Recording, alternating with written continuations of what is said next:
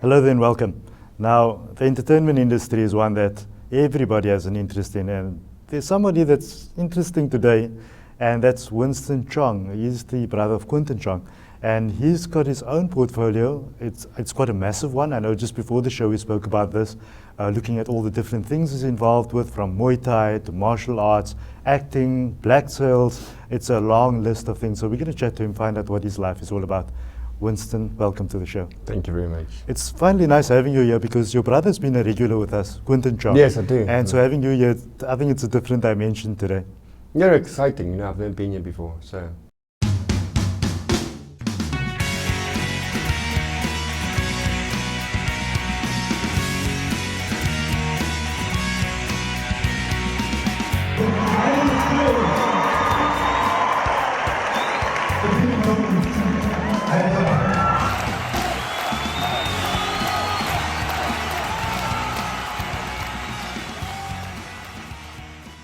Winston, you've been doing a lot of things. I know that you and your brother are known around the world for what you do. And that's Dragon Power, it's Muay Thai, it's the martial arts, it's being involved on a very international level.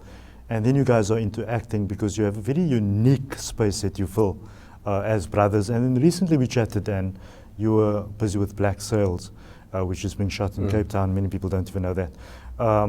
Winston Chong is a person himself. Tell us a bit about Winston. Well, me and my brother, in the beginning, we lived in Hong Kong, and we were always running around as kids, and following other kids, and one day we went to follow all the kids to a little dojo or a kung fu kun in Hong Kong, and so we start getting so excited to learn the art, and there was a teacher trying to show us moves. We're only about 6 and when I was 4, but it was so passionate. So we every day we're trying to come follow and trying to learn.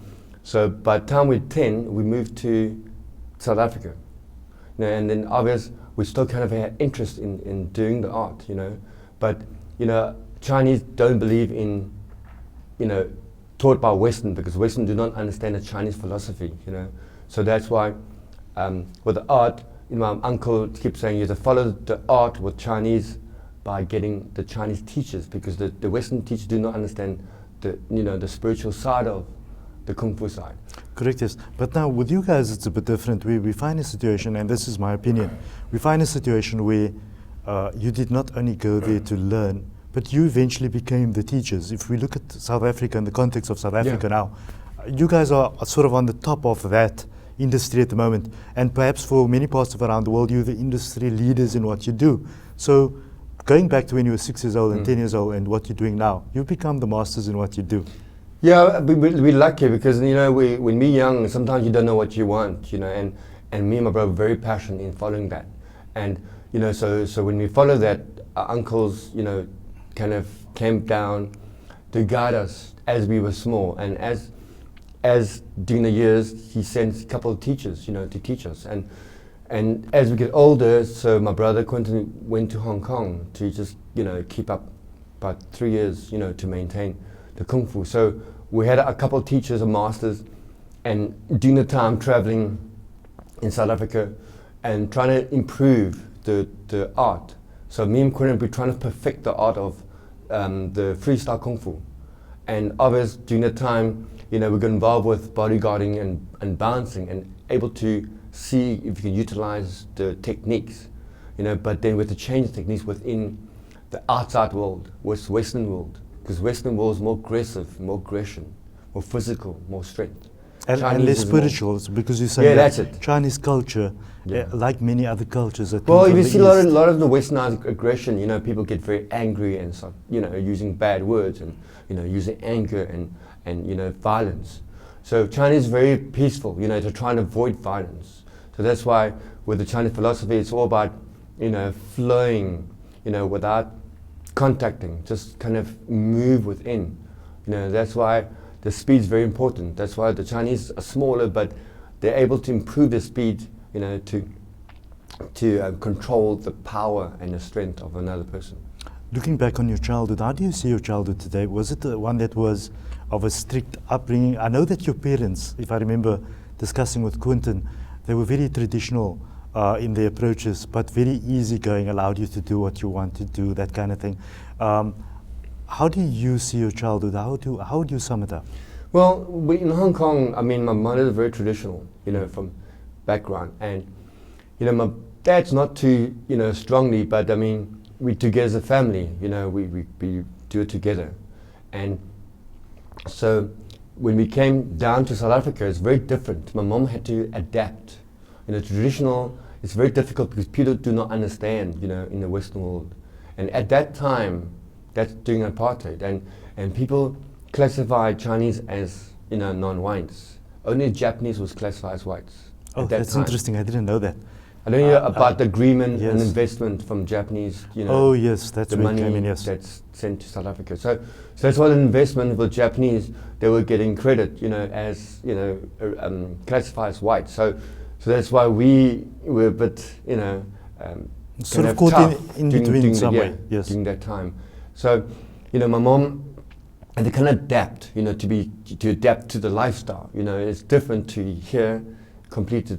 But we still maintain our morals and standard and culture, and we still have it now to learn what is the etiquette, how we brought up, the manners, and the respect to people. Well, I spent some nice time with you, and I've met your mom, your dad, and I spent a lot of time with Quentin. And what I pick up is that if I look at myself, coming from an Indian background, which is also Asian, and I think we're neighbors up there, somewhere down the line, one finds that there's this loss in culture. I think the Indian youth that is growing up today, they've lost a great deal of understanding. They've lost the language. I see something different with you and your family, and that's that preservation, and not only the preservation, but also maybe the teaching of that culture to generations that are coming. I find that component. That's mostly coming from your mom, am I right? Well, see, it's mainly my mom, because my mom, traditionally, brought up from Hong Kong, and she have those traditional ways, and but when we came here, it's just that, you have to learn to keep the traditional ways, but that's why the family's very strong. The mother's very strong. The traditional Chinese mothers, they live to protect the kids, no matter what. If the kids die, they die. So no matter what, they live for the kids. Otherwise, not worth living for. So there's a strong family background there. Now, school life and all of that kind of thing, that's all happened in South Africa. Yeah, it's like a long journey, because when we came here, we couldn't speak a word of English at all. Oh, not one word. And, when we probably learned ABCD, but, and as coming to grade 1, I was actually about grade 3, my brother's grade 1. It's just that so difficult because, kids never seen Chinese people before. So, you get bullied and trying to, criticize and... Now, who would bully a Chinese child? Because I'll tell you why. I've grown up with a stereotype that whenever I see a Chinese or Japanese person, I would assume that they're either a ninja or martial artist. We grew up with these movies, the Bruce Lee thing, and that sort of thing. So if I had to see you guys in school, I would not go near you. Must admit. Well, even I'm talking about, I'm 45 now, right? So I'm talking about, about 35 years ago. Now, 35 years ago, it's completely different. I don't think there was even movies out here. Okay, so the stereotype wasn't kind of built up yet. Yes. So a lot of the kids, have never seen Chinese before. And obviously, we look totally alien and totally different, So it was quite difficult to survive in an environment, people that not used to. So we survived through that. And also, the funny thing is that we also had to learn Afrikaans in maybe primary school. But the problem is that we just started learning English. How's your Afrikaans now, by the way? Because I'm trying to think, Chinese person speaking Afrikaans, I haven't heard one before. Well, when in high school, it just was compulsory doing second language. At that time, it's just that most schools were Afrikaans, and so then I had a lot of Afrikaans friends. So then it kind of that was easier, So is jou Afrikaans 'n suiwer Afrikaans of is dit nou een van daai kombuis Afrikaans? Yeah, no, it's more like I thought you were going to document- answer me in Afrikaans. So that's fine. I was trying to prompt that and it didn't Yeah, happen. I've been speaking Afrikaans for quite a long time. No, of course. Yeah. So, Winston, so you find the school life and you're starting to find your space in South Africa because the language barrier is now crossed. You're in school. You guys are out of school. Where did the idea come from to continue pushing the Chinese culture and philosophy and the Muay Thai component? How was that born? Was it born within the South African space, or was it something? I know that you started it down there in China, but the re-emergence was that here in South Africa that you decided. You and your Well, brother the thing is, you know, we always maintain the passion for the freestyle, for the Chinese martial arts, me and my brother. And when we learn, it's not about just learning and expecting to be good in something. It's how much you put in. And because my brother, we kind of like, we kind of compatible, you know, we share, you know, very open, you know, we kind of, he sees me, I see him, he see and he tells me what I do wrong, I tell him, we correct each other. You know, and also when we're out in the streets, we're always back to back, you know, because we're brothers, we will die for each other. You know, so that there's no limit, you know, when we reach a level. And I know at that stage we got involved in a lot of, you know, gunfights and knife fights, you know, with the gangsters because of at that time, you know, in the streets. But obviously that taught us not just the martial arts side, it's more survival, you know, and people nowadays not about learning martial arts, it's learn how to survive in this world, you know, about not just physically but mentally. Correct, yes. Now, the movie component, you guys have been doing quite a bit of work there. I know Quentin's been doing quite a bit of things on his side, from documentaries down to TV series and all kinds of things. And you've been now delving into movies. I know Black Sails is there. I have been at your office recently and saw a couple of nice, interesting things there. How's that been going? Well, see, with the skills what we have, you know, building the, you know, our gym itself, you know, improving the skills, and we perfect the skills of the Chinese martial arts. Then during the time of, I think, just after school, you know, my brother got a very good friend in Thailand, and he spent a lot of time, and he used to complain about, you know, the competition. There's not a lot of freestyle competition that, you know, unless he goes to China. My brother's been in China before, he's competing, has won, you know, many events. But it's just that there's no competition in South Africa, so we're trying to, you know, participate. And in Thailand there were many fights.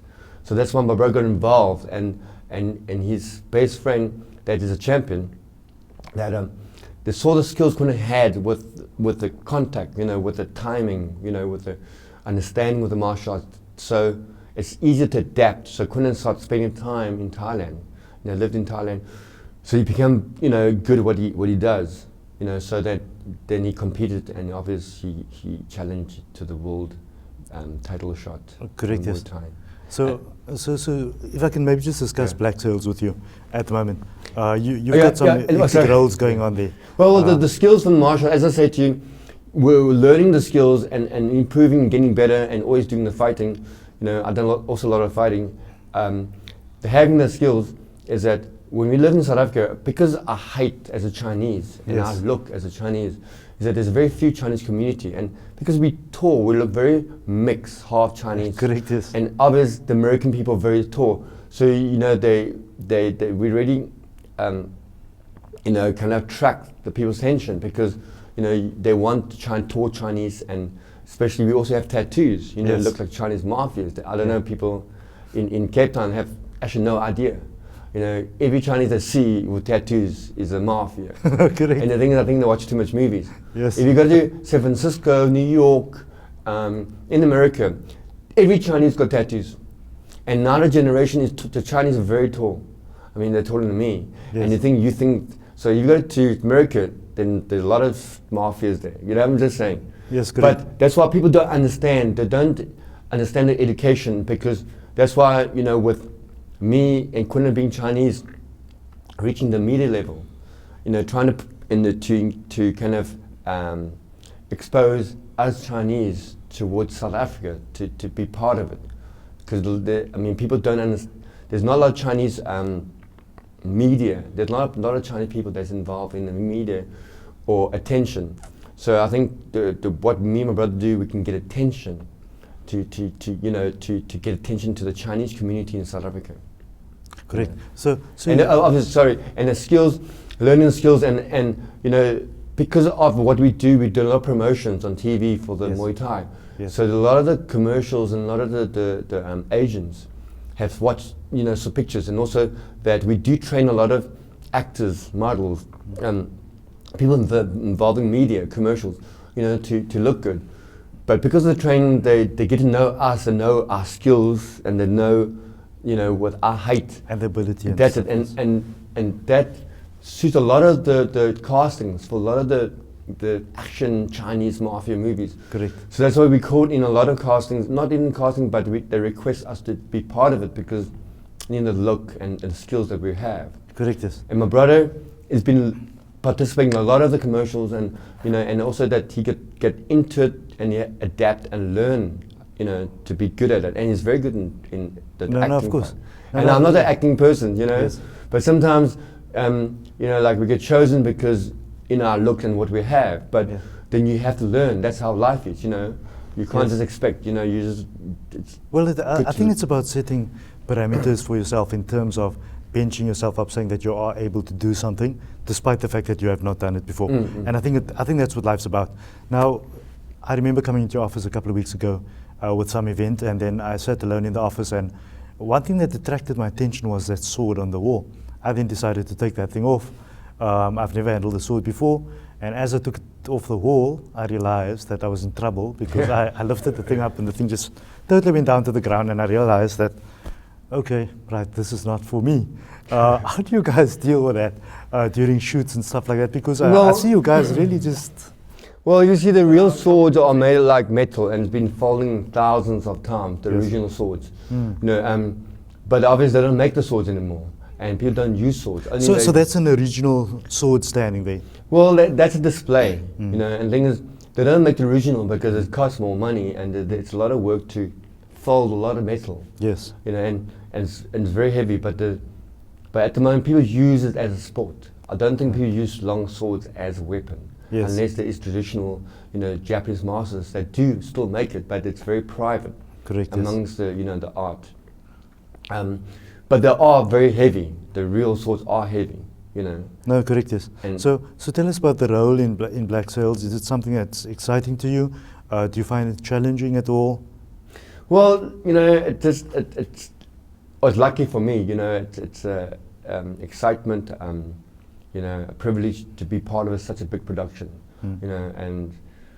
And perfect, and everything and every people in this production is just awesome. Yes. I noticed that you've got a heavy costume going on there. Yeah. How does it, is it done Well, the morning before when you... I'm the character called Joji, and Yes. I'm the Japanese samurai pirate. Yes. I mean, part of the pirate, but I'm samurai, and Yeah.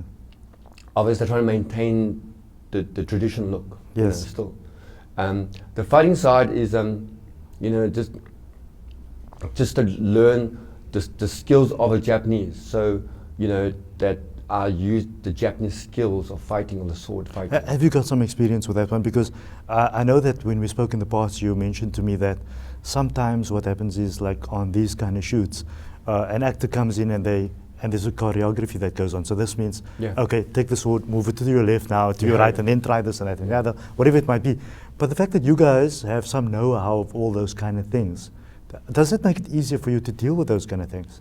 Yeah, it's much easier. You don't have to memorize it. You don't have to practice too much. It's just that sometimes in the movies, you don't have time to stop and wait. If you make a mistake, you have to carry on. They pretend there's no mistake. So that's why is that you can't hesitate. And that's what I'm saying. You have to know what you're doing. If you don't, you just practice. But this for us is that we learn the kali sticks. We learn the short swords, the broad swords, the butterfly swords. So the wrist movement, and also we do freestyle fighting with blocking the swords and blocking the knives, and that similar contact with weapons, so it doesn't matter long or short sword. It's very similar action using, the sword itself. That's all kind of hectic for me because I sometimes watch you and your brother and I think to myself, how do you guys get that all right? It's all this fast movement, it's this equipment that can chop your head off, and you guys are just going one way, and that's a skill on its own. It's something to be admired. But what I loved when I spoke to Quinton the last time was that although us sitting on this side are thinking, okay, if I had that kind of skills, I'm sure that I would not entertain anybody that cuts my car in or stands in the queue in Pick n Pay and decides to push me out, because I'll just pull it out and the other thing goes. But what I picked up about him and the art of martial arts was to avoid, and it's the control to avoid all those situations, although you have all these skills. Well, the thing is, it's like about life. You know, you can have the skills in fighting, but it teaches your mind, because for you to have strong skills, you need to have strong mind. What controls the body is your mind. You know, if you can have physical and no mind, you have no control. Just kind of strength with no control. So your mind has to control the body, you know, and that's why it's very important. The mind is that the skills itself needs control. Sometimes, you know, that if you, as a sportsman, the most important is fitness. So if you get tired, then the body is tired, then the mind is tired. Correct, yes. You know. Now, tell us a little bit about the family. Are there any kids on your side? I know that you're not currently married. I know we might get some response from our female viewers there. We'll let you know about those. So there's no kids involved? No, I'm engaged, my fiance. Yes, I heard that part, yes. So when's that all happening? Well, it's just that some things are happening. We just, you know, need to find time. You know, it's just that you want to find a perfect time. Do you not then think that the business that you're in has a direct impact on your personal development? Because media and being out there in the movies and on TV shows and doing what you guys do has an impact in terms of time. Well, yeah, the thing is, you have to make time. You know, if this is part of your life, you know, you have to make time for it. You know, if you don't want it, then you don't have it. But if you want it, you have to make time for it. You can't keep complaining you can't get, because you're not making time for it. If you want it, you have to work and make time for it. Correct. Yes. You know. What's your advice to some of the youth watching the program today that might want to get involved with the kind of things that you and Quinton have been up to? The thing is, we follow our passion, you know, because of our skills. And after school, you know, we were qualified in different other aspects of studies. You know, my brother studied fashion. I've done business. I've done account. But, you know, we're so lucky that, you know, we tried to follow our passion, and we opened an office, opened a gym itself, and it was a lot of following, so we became kind of successful in that short time, you know, and that's why now, you know, my brother is happy because he can do what we want with our heart, not just do it for the sake of, you know, surviving, and we can still do something that we love and survive, you know, so try to follow, you know, your dream, your heart, but still think realistically, you know. Sometimes you can dream, but it doesn't happen. But then you still have to see what's real, you know. So you need to plan things. Winston, last question. If there's anything in your life that you were to change now, being 45, going down the line, somewhere in your life, something that you wanted to change, what would that be? Change. Well, it's hard to say, you know. We always look back and think we wish we can change. But the thing is, you know, funny thing is that if we change things now, I wouldn't be here, you know. So then, you know, you just have to accept and be happy for where you are now, and just to make the most of what you have left, you know, and it's never too late, you know, just focus and try to follow what you want and what you love, you know, for the future, but still be realistic and focus. And also for kids, study. The more knowledge, the more education you have, you know, then you have more options. If you don't have that, you have no options, and you'll be stuck like now. These days, people are losing jobs, you know, it's difficult. So more you do, more options you have. So, you know, study more. Thank you, Winston. Thank you for your advice. Winston Chong is saying that the more you do, the more options you have. Some interesting advice to youth out there, and it's always nice to look at personalities that we know that sort of keeps on the narrow and straight path. And I know that Quinton and Winston are doing their bit out there for youth development. I've seen a lot of those visuals coming up, and we have some of them on the show. Until next time, thank you for joining us. Goodbye.